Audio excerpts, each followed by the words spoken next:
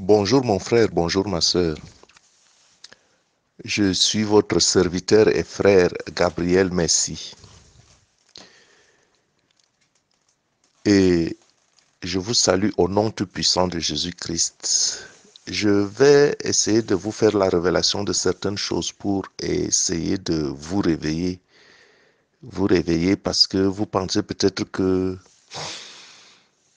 vous êtes en vie, mais en réalité, vous sommeillez. Je parle spirituellement. Je parle spirituellement parce que le peuple de Dieu, pendant qu'il attend le grand sauvetage, la grande délivrance, l'ennemi, lui, continue son œuvre de destruction. L'ennemi avance. L'ennemi continue son œuvre de destruction. Et beaucoup de croyants se plaignent et accusent Dieu, alors que des fois même les prières qu'ils font sont déjà exaucées. Et parfois, et la majorité du temps, ces exaucements et ces grâces ont été volés par Satan. Ils se sont laissés voler par leur mode de vie, alors que les Écritures sont claires. Les Écritures sont claires que nous sommes un peuple qui a été mis à part. Nous sommes un peuple qui a été mis à part, vivant dans le monde comme n'étant pas dans le monde, recherchant la sanctification sans laquelle personne ne verra Dieu. On oublie toutes ces choses, on se bat dans la religion et on fait tout, sauf ce qui est nécessaire. On écoute la parole, sauf la parole de Dieu. On est obéissant, sauf à Dieu. Et voilà pourquoi je me suis empressé de revenir sur ce que j'avais dit avant-hier, parce que j'avais dit des choses assez graves, et des choses tellement graves que ceux qui sont encore au lait auraient même douté de ce que je dis. Et voilà pourquoi je reviens pour lever le pan pour ceux qui m'ont entendu. Parce qu'avant-hier, j'avais levé un pan de voile sur certains mystères que le Seigneur fait connaître à ses serviteurs par l'Esprit. Car il est écrit, ne sont fils de Dieu que ceux qui sont habités par l'Esprit Saint. Cessons de nous tromper nous-mêmes. Cessons de nous tromper nous-mêmes. Parce que les choses de l'esprit se conçoivent par l'esprit et Dieu est esprit, même si Dieu s'exprime à nous par la parole, une parole intelligible, afin de nous faire comprendre sa volonté. Donc, les choses de l'esprit se conçoivent par l'esprit. Et le Seigneur révèle donc, fait donc connaître à certains de ses serviteurs les choses que seul l'Esprit Saint, l'Esprit Saint peut connaître, l'Esprit qui connaît toutes choses. Et ces choses donc que les serviteurs peuvent enseigner enfin au peuple de Dieu, afin que le peuple de Dieu se réveille pour ceux qui dorment encore ou se lèvent dans le combat pour ceux qui ne sont pas encore pleinement conscients de l'ampleur du combat spirituel qui se déroule autour d'eux. Et c'est dans cette optique que j'ai essayé d'expliquer indirectement pourquoi Satan a discuté avec l'archange Michel le corps de Moïse. Je dis qu'avant-hier, j'ai dit beaucoup de choses, mais en fait, ces choses, ceux qui ont suivi cet audio, expliquaient indirectement pourquoi Satan a discuté à l'archange Saint-Michel, à l'archange Michel, le corps de Moïse, comme il est écrit en Jude au chapitre 1, verset 9. Or, l'archange Michel, lorsqu'il contestait avec le diable et lui disputait le corps de Moïse, n'osa pas porter contre lui un jugement injurieux. Mais il dit que le Seigneur te réprimande. Donc ce verset nous dit ne dit pas seulement que Michel a disputé avec le diable le corps de Moïse. Ce verset nous dit aussi que l'archange Michel a respecté l'autorité que Dieu a mise sur Satan parce que c'est l'autorité divine. Et il y a donc un premier principe de la vie qui est le principe de l'autorité. Il faut respecter l'autorité. Parce que toute autorité vient de Dieu. Même l'autorité de Satan qu'il a là, il vient de Dieu. C'est le pouvoir qui vient de Dieu. Il a seulement décidé d'utiliser ce pouvoir-là en mal. Et dans la suite, vous allez comprendre certaines choses parce qu'il faut des fois comprendre les Écritures, pas à la lettre, mais il faut comprendre aussi l'esprit qui est derrière l'Écriture. Donc, Satan discute le corps de Moïse. Or, Moïse était le serviteur de Dieu. Serviteur de Dieu, serviteur obéissant. Pourquoi à sa mort, Satan vient discuter maintenant? Vous allez le comprendre. Parce que nous savons tous que Moïse, serviteur de l'Éternel, est resté toute sa vie fidèle à l'Éternel. Et c'était même un instrument à la main de l'Éternel pour sortir et conduire le peuple de Dieu vers la terre promise. Tout comme aujourd'hui, Dieu vous a donné des dirigeants pour vous conduire à la terre promise, au paradis. Et sauf que durant cette marche, beaucoup s'endorment, se sont endormis, beaucoup se sont évadés pour aller dans le monde, pour aller dans le désert, profitant des choses du désert, oubliant la mission qui est la leur. Et donc, Moïse, serviteur de l'Éternel, serviteur fidèle, étant même l'instrument à la main de Dieu, pourquoi à sa mort, Satan discute-t-il son corps avec l'archange Michel? Parce que selon Deutéronome 34 au verset 5, il faut comprendre que Moïse, serviteur de l'Éternel, mourut dans le pays de Moab, selon l'ordre de l'Éternel. Donc quand Moïse mourait, c'est l'Éternel lui-même qui a donné l'ordre que Moïse meure.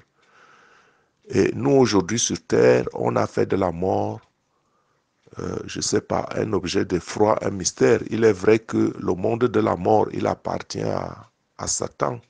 Et que le monde de la vie et de la lumière appartient à Dieu. Le monde de la mort et des ténèbres appartient à Satan. Et puis quand on dit comme ça, on peut se demander pourquoi est-ce que Dieu s'étant servi de Moïse, pourquoi est-ce qu'il ordonne que Moïse doit mourir? Il y a beaucoup de choses cachées là-dedans, il y a beaucoup de mystères là-dedans, il y a beaucoup de mystères. Pourquoi est-ce que Moïse ne devait pas entrer dans la terre promise? Mais aujourd'hui, ce n'est pas ce qui nous intéresse. Ce qui nous intéresse, c'est de savoir pourquoi est-ce qu'un serviteur de Dieu, en mourant, le diable vient discuter son corps, alors qu'il ne lui appartenait pas. Donc, Dieu ordonna que Moïse meure dans le pays de Moab. C'était l'ordre de l'Éternel. Et pourtant, Satan disputa son corps avec Michaël, selon ce qui est écrit en Jude au chapitre 1, verset 9. Jude, c'est un prophète de Dieu. Et Dieu ne ment pas. Et sa parole ne ment pas. Donc, cette dispute du corps de Moïse, pour moi, est la preuve que Satan n'est pas omniscient. Satan ne voit pas tout et Satan ne connaît pas tout. Satan ne voit pas tout et Satan ne connaît pas tout. Et voilà pourquoi Satan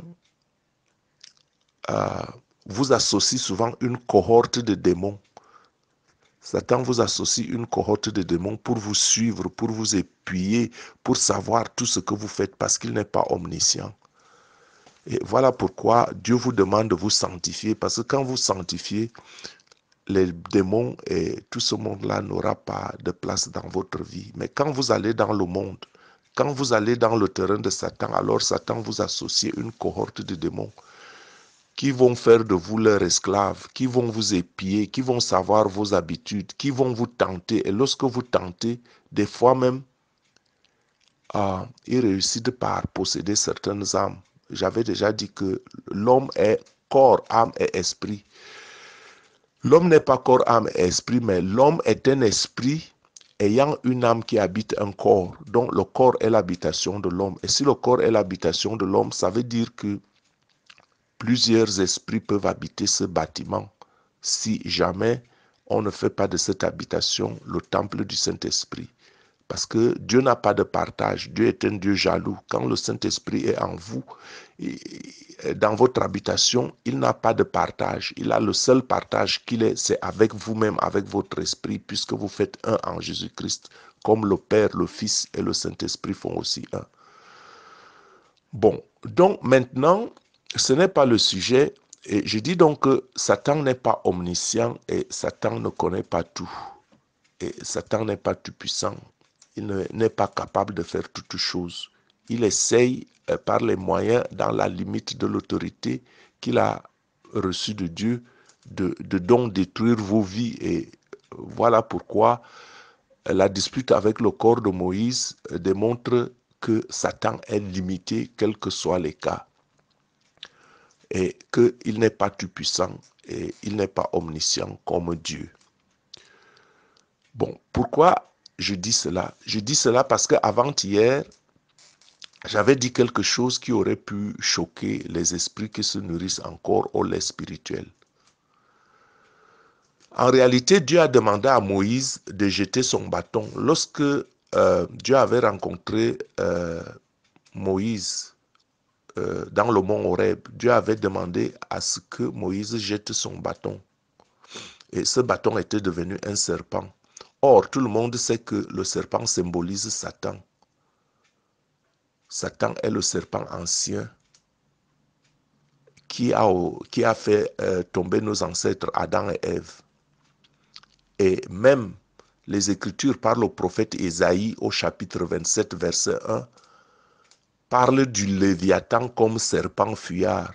Le Léviathan serpent fuyard. Et je lis d'abord d'ailleurs ce verset, chapitre 27, verset 1 de Ésaïe. En ce jour, l'Éternel frappera sa dure, grande et forte épée, le Léviathan, serpent fuyard, le Léviathan, serpent tortueux, et il tuera le monstre qui est dans la mer. Il tuera le monstre qui est dans la mer. Vous vous rappelez qu'avant-hier, je vous avais dit que c'est les esprits des ténèbres, les esprits déchus, qui commandent même le monde marin, parce qu'ils habitent les eaux. J'ai parlé de la reine des eaux. La reine des eaux, c'est les esprits malins qui commandent le monde des eaux. Et voilà que le chapitre 27 de Ésaïe, au verset 1, nous confirme qu'il y a un monstre. Hein, c'est la parole de Dieu. Imaginez-vous que quand la parole de Dieu dit un monstre des eaux, imaginez ce que cela peut représenter. Le Léviathan, qui est donc qui habite dans les eaux, et que un jour Dieu le frappera. Donc, en attendant ce jour glorieux que Dieu frappera le Léviathan, ce jour glorieux qui a même déjà aussi été, hein, ce jour glorieux qui vient et qui a déjà été, parce que ce jour a déjà été, parce que malgré le monstre des mers, Dieu a pu, à travers Moïse, ouvrir le chemin à travers les eaux au peuple d'Israël. En attendant donc le jour glorieux qui a déjà été et qui vient, Dieu a donc fait passer le peuple d'Israël par la mer pour démontrer sa toute-puissance. Malgré le monstre de la mer, quand on dit qu'il y a un monstre de la mer, ça veut dire qu'il a pris possession de la mer, mais néanmoins, Dieu a pu ouvrir les eaux pour montrer sa toute-puissance, pour faire passer les enfants d'Israël. Les Écritures disent que le serpent fuyard habite les eaux de la mer. Et voilà donc pourquoi Moïse devait tendre son bâton sur la mer pour fendre les mers. Parce que quand un monstre habite la mer, c'est son domaine. C'est son domaine de règne. N'importe qui ne peut pas s'amuser là-bas. Et voilà donc pourquoi Moïse devait tendre son bâton. Et quand Moïse tend son bâton, qui est le symbole du serpent, le monstre de la mer a reconnu son maître. Est-ce que vous comprenez la subtilité et la sagesse de Dieu? Parce que j'avais dit hier que le pouvoir que Dieu a donné à Moïse, j'avais dit que c'était le pouvoir de Satan. Pas que c'est Satan qui lui donne le pouvoir, mais c'est ce pouvoir, de la nature du pouvoir que Satan a, que Dieu a donné à Moïse. Et voilà pourquoi le bâton de Moïse représentait le serpent, afin que quand Moïse tend ce bâton que tout mauvais esprit voit le signe de son maître qui est Satan et qu'il obéisse. Parce que je vous ai dit qu'il y a un des principes de Dieu qui est le principe de l'autorité. Le petit doit obéir celui qui est au-dessus de lui. Et donc quand Moïse a un bâton à la main qui représente le serpent, qui est le symbole de la force, du pouvoir de Satan, et que le monstre des mers voit son bâton, voit son chef comme un serpent, il est obligé de se fendre et de faire place. Est-ce que vous comprenez ce qui est derrière? Parce que les Écritures, vous lisez, Dieu a dit à Moïse, tant le bâton et la mer s'est ouverte. Je vous dis maintenant des secrets ou bien des mystères que le monde ne connaît, qui sont cachés derrière les Écritures. Et ceux qui ne sont pas mûrs ne vont pas le digérer. Et d'ailleurs, ils ne vont pas le comprendre. Et voilà donc pourquoi Moïse tend son bâton sur la mer et les eaux se fendent. Parce que le monde, ou bien le monstre des mers, a reconnu son maître entre les mains de Pharaon, de Moïse. Parce que Moïse avait un bâton, mais ce bâton, comme Dieu l'avait recommandé, représentait le serpent. Et donc quand le monstre de la mer voit son chef entre les mains de Moïse, il est obligé de s'écarter. Et que les enfants d'Israël peuvent donc passer. Et Dieu montre donc par là qu'il est le pouvoir suprême, qu'il est la puissance suprême, qu'il n'y a pas autre chose, que même le pouvoir de Satan est entre ses mains ou sous ses pieds. Dieu montre qu'il a le pouvoir sur toutes choses et que le Léviathan, serpent fuyard habitant la mer, ne peut pas lui résister. Voilà quelque chose de très important. Donc le Léviathan reconnaît son maître dans la main de Moïse quand Dieu lui demande d'étendre le bâton sur les eaux. Et pour revenir à l'exemple d'hier, à l'exemple de Pharaon, parce que j'avais dit que le bâton de Moïse comme serpent était aussi le signe que Dieu met entre les mains de Moïse le pouvoir même de Satan afin d'aller neutraliser Pharaon. Parce que Dieu, dans sa toute-puissance et dans sa splendeur, ne peut pas descendre de son trône pour combattre Satan. Satan a désobéi et s'est révolté et s'est rebellé. Mais Dieu ne peut pas descendre dans toute sa splendeur et dans toute sa gloire, dans son règne. Il ne peut pas descendre comme Dieu pour combattre Satan d'égal à égal. Voilà pourquoi Dieu en Exode, au chapitre 7, verset 1, voilà pourquoi Dieu fait de Moïse un Dieu pour Pharaon. Exode chapitre 7 verset 1. Dieu fait de Moïse un Dieu pour Pharaon. Pas qu'il y a un autre Dieu, mais que Dieu donne le pouvoir qui est en Satan, le pouvoir de Satan symbolisé par le serpent. C'est ce pouvoir-là que Dieu donne à Moïse. Et il fait donc de Moïse un Dieu pour Pharaon parce que Pharaon était un idolâtre. Pharaon adorait Satan. Et donc, pour neutraliser Pharaon, Dieu ne peut pas descendre et combattre sa créature. Il donne donc un pouvoir, ce pouvoir à Moïse, afin que Moïse, imbu du pouvoir, du même type de pouvoir, qu'il aille neutraliser Pharaon, qu'il aille neutraliser Satan sur son propre terrain. Comme il neutralisera donc plus tard à la sortie de l'Égypte le monstre et le puissant qui habite les mers, le Léviathan. Il faut savoir que Pharaon adorait des idoles et rendait culte à Satan. Voilà pourquoi donc le bâton de Moïse se transforme en serpent, symbole du pouvoir de Satan, et avale les serpents des magiciens égyptiens, les magiciens qui étaient au service de Pharaon. Et voilà donc que maintenant, Satan ne sachant pas tout, et n'a pas le pouvoir sur tout, il pense maintenant que le pouvoir de Moïse, qui vient de Dieu, est son pouvoir, puisque Satan, envoyant un serpent entre les mains de Moïse, pense que Moïse lui appartient quelque part.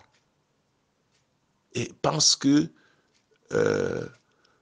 en reconnaissant son image, le serpent entre les mains de Moïse, et ne sachant pas que ce pouvoir de Moïse vient de Dieu, il pense que Moïse lui appartient. Et voilà pourquoi à la mort, de Moïse, Satan veut discuter le corps de Moïse à l'archange Michel. Est-ce que je me fais comprendre? Est-ce que vous comprenez pourquoi Satan a disputé le corps de Moïse? Puisque Moïse, toute sa vie, avait un bâton qui symbolisait le serpent. Et ce serpent est le symbole de la puissance ou bien du pouvoir de Satan. Quand quelqu'un a ce pouvoir, et quand cette personne meurt, Satan n'étant pas tout puissant et ne connaissant pas tout, va donc penser que Moïse lui appartient, que Moïse a pratiqué les choses du monde, les choses pas ordinaires. Et voilà pourquoi il revendique Moïse comme étant de lui, parce que Moïse ayant utilisé. Et voilà pourquoi je dis que cet exemple seul montre que Satan ne connaît pas tout, que Satan est limité, que Satan n'est qu'une créature, même s'il a la force que Dieu lui a donnée, même s'il peut semer le désordre dans le monde, à cause de l'autorité que Dieu a laissée encore à lui pendant un temps. Satan ne connaît pas tout, Satan ne voit pas tout. Voilà pourquoi il ne faut pas craindre Satan. Donc, Satan a pensé, en discutant le corps de Moïse, que Moïse est un des siens, à cause du pouvoir du serpent que Moïse détenait entre ses mains. Et donc, cet épisode de la Bible est très important pour nous. Cet épisode de la Bible est très important pour nous et il faut que le peuple de Dieu connaisse ces vérités afin de se corriger dans ses voies. Et cet épisode de la Bible est une grande leçon pour nous croyants, à savoir que la source de toute chose est importante. Parce que bien que Moïse avait le pouvoir du serpent entre ses mains, il n'appartient pas à Satan. Pourquoi? Parce que Moïse était obéissant. Le problème de l'obéissance est un problème primordial pour nous tous les chrétiens, que ce soit les chrétiens d'antan ou que ce soit les chrétiens d'aujourd'hui. Le problème de l'obéissance. L'obéissance passe au-dessus de tout. Parce que si Adam et Ève avaient été obéissants à Dieu, nous ne serons pas en train de vivre ce que nous vivons aujourd'hui. Et si vous êtes obéissant à Dieu, je suis sûr que votre situation où vous êtes enlisé là, vous ne serez pas là aujourd'hui. Le problème, c'est que vous priez Dieu, mais à part ça, vous êtes un pied à l'église, un pied à la prière, un pied dans la religion, un pied dans le monde, un pied dans la boîte de nuit, un pied dans les rites du monde. Voilà le grand problème.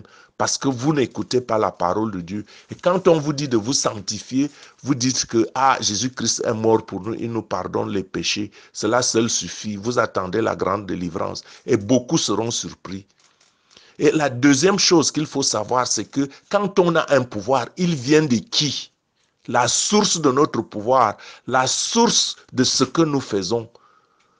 Moïse avait certes un bâton dans la main qui symbolisait le serpent, le pouvoir de Satan, mais ce pouvoir lui a été donné de Dieu.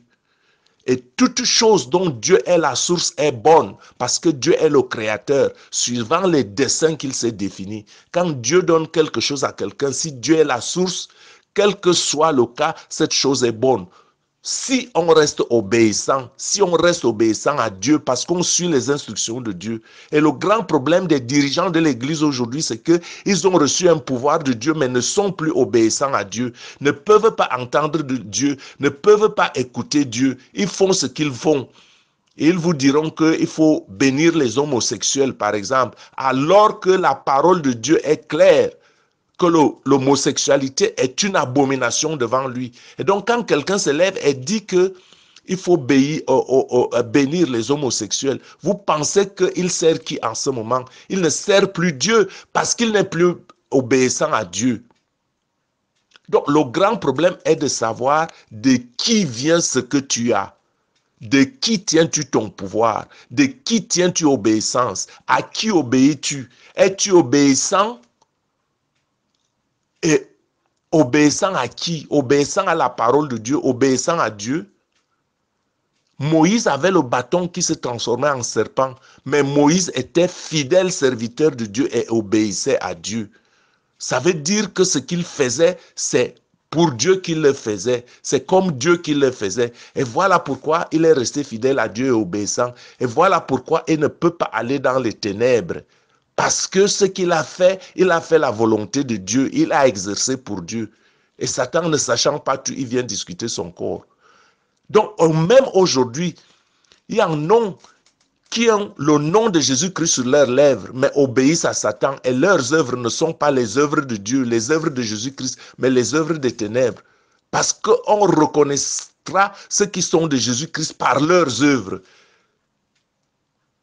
Donc beaucoup aujourd'hui, Dieu leur a donné le pouvoir et ils parlent au nom de Jésus, mais en fait n'obéissent plus à la voix de Dieu parce que dans leur position d'autorité, ils pensent qu'ils peuvent faire ce qu'ils veulent. Alors que c'est Dieu qui doit nous conduire. C'est Dieu qui doit les conduire et eux conduire le peuple de Dieu. Et voilà pourquoi le peuple de Dieu va à la perdition et dort dans un sommeil profond en chantant oh là là, alléluia et tout ce que vous voulez. Vous dormez, réveillez-vous. Et voilà pourquoi il est important d'observer attentivement qui nous suivons, qui nous écoutons. Et si ces gens-là, si ce qu'ils demandent de faire et ce qu'ils font est dans la limite de ce que Dieu demande. Et voilà pourquoi il est important de connaître les écritures de Dieu, pas les écritures des hommes. Parce que les hommes ont écrit beaucoup d'autres livres qui ne sont pas forcément mal. Mais il y a une part de mensonge dedans qui fait qu'on reste amorphe et qu'on attend le grand sauvetage, comme je disais tout à l'heure, qui a une certaine irresponsabilité, une certaine immaturité. Il y a un combat violent qui se déroule à travers nous, mais les gens là sont toujours en train de dire Dieu, tu ne me fais pas ceci, Dieu, tu ne me fais pas cela. Alors même que ces prières-là, Dieu les a déjà même exaucées. Et j'ai dit que le pouvoir, le ciel de la terre est d'abord le monde du deuxième ciel. C'est le monde des entités déchues. Parce que quand on les a chassés du ciel, et voilà pourquoi on appelle Satan le prince des airs. Et voilà pourquoi j'ai dit que ceux qui font l'allégeance à Satan ont apparemment les choses plus simples, puisque c'est leur ciel, le ciel astral, qui environne notre terre. Et donc, quand ils font leurs histoires, ils vont dans le ciel astral, ils prennent le pouvoir de Satan, ils reviennent et ils sont efficaces. Des fois, ils descendent dans le séjour des morts. J'ai déjà dit que le séjour des morts, c'est en bas. Là où on enterre les morts, sous la terre. On enterre les morts sous la terre. Le séjour des morts, c'est en bas, pas en haut. Tout qu'on vous raconte là, les saints et consorts et machins, lisez les Écritures et la parole de Dieu. Je dis que le séjour des morts, c'est en bas. On enterre les morts dans la terre. Le séjour des morts, c'est en bas, en dessous de nous, là où on piétine, là. C'est là que certains autres vont aussi chercher leur pouvoir. Et donc, quand on est en Jésus-Christ maintenant, il faut la force du Saint-Esprit afin que vos prières traversent le ciel astral et le ciel des démons déchus pour arriver au trône de Dieu, parce que Dieu a son trône au-dessus de toutes choses, au troisième ciel. Et ma question est donc maintenant, pour revenir à ceux qui parlent de Jésus-Christ en faisant d'autres œuvres, ma question est, peut-on bénir les œuvres abominables comme l'homosexualité au nom de Dieu, du Dieu qui est infiniment saint, alors que ce Dieu nous demande d'être saint? Dieu est certes amour, c'est vrai, mais Dieu est aussi justice. Et Dieu n'est pas seulement justice, c'est Dieu qui nous justifie. Et il nous justifie par le sang de Jésus. Et cette justification passe par les œuvres de Jésus. Quand on entend la parole de Jésus-Christ et qu'on l'exécute, parce que Jésus-Christ lui-même a dit que celui qui m'aime, c'est celui qui suit mon commandement. Et Jésus-Christ a dit, celui qui n'est pas en moi ne peut rien faire de lui-même. Donc, au lieu de convertir ceux qui font les actes abominables afin qu'ils reviennent à Dieu, afin que Dieu les sanctifie, on leur dit qu'on leur raconte la bénédiction de Dieu. Vous avez vu ça où? N'est-ce pas une doctrine des démons? Donc, je conclus que ce qui compte le plus, c'est l'esprit caché derrière nos œuvres. Je peux dire Jésus, si mes œuvres ne sont pas et ne démontrent pas les qualités qui étaient en Jésus-Christ, alors mes œuvres sont nulles. Ce sont soit les œuvres d'hommes, soit les œuvres de démons. Je dis qu'il faut regarder, et c'est le plus important, l'esprit caché derrière chaque œuvre. Il faut regarder notre motivation. C'est notre motivation qui compte. Notre pensée joue un grand rôle. J'avais déjà dit un jour que Quand vous parcourez une rue, par exemple, et que, excusez-moi, je n'injurie pas, et que vous regardez une prostituée, hein, vous regardez par exemple une prostituée, il est possible que cette prostituée ayant couché avec plusieurs hommes, qu'elle reçoive par l'acte sexuel, j'avais aussi expliqué des choses très profondes là-bas, elle est possible qu'elle reçoive des esprits démoniaques à travers les différentes liaisons qu'elle a. Pourquoi? Parce que l'acte sexuel est une union, l'acte sexuel est un partage entre deux personnes. C'est-à-dire que quand je m'accouple avec une personne, je prends son actif, je prends aussi son passif. Et lui, il prend mon actif, il prend aussi mon passif. Et voilà pourquoi les satanistes dépouillent souvent certaines chrétiennes. Quand tu vas coucher avec un sataniste, lui, il sait ce qu'il fait. Il vient, il prend ton étoile. Et lui, il te laisse tout ce qu'il a de mauvais, tous ses enchantements. Il te laisse ça en échange. Et tu te rends compte que tu as fait un truc, tu as voulu t'amuser et puis ta vie dégringole, ta vie ne marche plus comme elle marchait. Et le bonhomme, lui, il s'enfuit parce qu'il est venu, il a eu une relation sexuelle avec toi, une partie de jambes en l'air, il t'a même donné 1 million ou 2 ou 3 ou 4 ou 5, mais il a volé ton étoile, il est parti. Et lui, il va s'enrichir et ta vie va en débandade. Après, tu vas crier à Dieu, tu vas passer de pasteur en pasteur pour te faire délivrer. Et si tu n'as pas de chance, tu mourras dans cet état. Et voilà pourquoi il faut se sanctifier. Voilà pourquoi il faut faire attention à ce qu'on fait. Et je dis donc que Dieu est amour et c'est quand la chose, l'esprit qui est caché derrière ce que nous faisons, c'est ça le plus important. Si la source est de Dieu, c'est bon, parce que c'est Dieu qui décide de tout. Dieu peut même décider de faire mourir quelqu'un. Pourquoi? Parce qu'il est l'auteur de la vie. Il peut faire mourir quelqu'un et il fait recréer la vie parce qu'il peut ressusciter la personne. Voilà le grand problème. Il peut faire mourir quelqu'un pour une cause et puis il te donne la récompense parce que l'homme est esprit, corps, et l'homme est esprit ayant une âme habitant un corps. Et donc, quand on a la bonne source, on n'a rien à craindre. Quand on prie Dieu, on n'a rien à craindre. Mais pas un pied dans Dieu, un pied dans le monde. Donc, le malheur de beaucoup de chrétiens, c'est qu'ils adorent Dieu, mais ils adorent Dieu sur les lèvres. On dit avoir la foi en Jésus-Christ, mais on doute. Le doute est ancré dans nos entrailles. Voilà le grand problème. On ne peut pas avoir la foi et avoir le doute. Quand on a la foi que quelque chose se réalise. Et si quelque part on se décourage, ça veut dire que dès le début, on n'a pas eu la foi. Quand on a la foi jusqu'au bout, jusqu'à ce qu'on espère se réalise.